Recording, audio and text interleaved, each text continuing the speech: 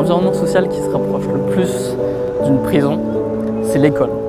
On a souvent tendance à dire du bien de l'école et dire que c'est ce qui nous libère et nous éduque. Mais en fait, l'école a un grand point commun avec les prisons. Quels sont les types d'environnements dans lesquels plusieurs personnes se regroupent totalement contre leur volonté, sans avoir le choix d'être là, et voilà, sont réunies dans une même salle, sans avoir de but commun. En fait, il n'y a pas beaucoup d'environnements comme ça, il n'y en a que deux, c'est la prison et l'école.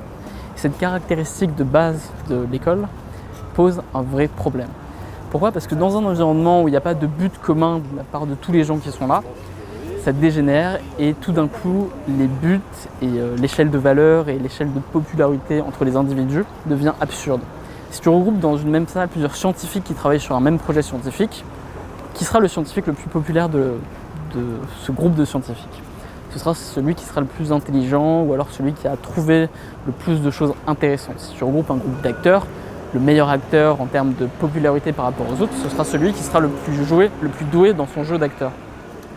De la même manière, si tu regroupes des cuisiniers, enfin n'importe quoi, celui qui sera le plus populaire et que les gens aimeront le plus et que les gens admireront, c'est celui qui aura un talent et qui sera le plus travailleur par rapport aux autres dans son domaine. À l'école, c'est très différent. Si tu te demandes pourquoi est-ce qu'il y a des gens qui sont plus populaires que d'autres, souvent ça peut paraître complètement énigmatique. On ne comprend pas vraiment pourquoi tel mec ou telle fille est populaire. Et souvent c'est le fait de s'habiller d'une certaine manière, de se comporter un peu d'une certaine manière, de respecter des codes qui n'ont aucun sens, de parler d'une certaine manière. Ça paraît un petit peu absurde quand tu regardes ça de l'extérieur, quand les adultes essayent de comprendre le monde des enfants à l'école. Ils n'arrivent pas à trouver un sens à ça. Et il y a une raison à ça, c'est que c'est totalement absurde parce que ces enfants, les gens qui vont à l'école, sont regroupés entre eux de manière aléatoire sans avoir de but commun. Et c'est un peu comme en prison, où en prison, effectivement, le prisonnier qui a le moins de problèmes avec les autres, c'est pas celui qui est le meilleur, le plus sympa ou le plus intelligent, pas du tout.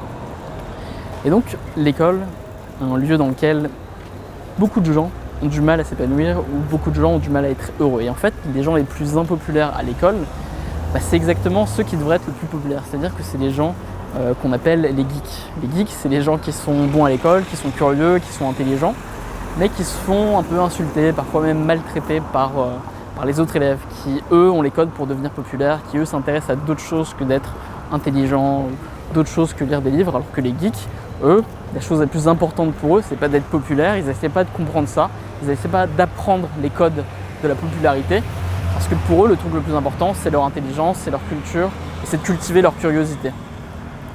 Alors ce que je dis là, c'est simplement un moyen pour comprendre pourquoi si tu es un geek aujourd'hui et que tu es à l'école et que tu ne le vis pas forcément bien, que c'est juste un passage et que plus tard tu vas grandir et que tu vas aller peut-être dans un environnement où les gens seront ensemble pour une raison commune et du coup le fait de ne pas comprendre ces codes un peu absurdes, ça ne te pose pas de problème.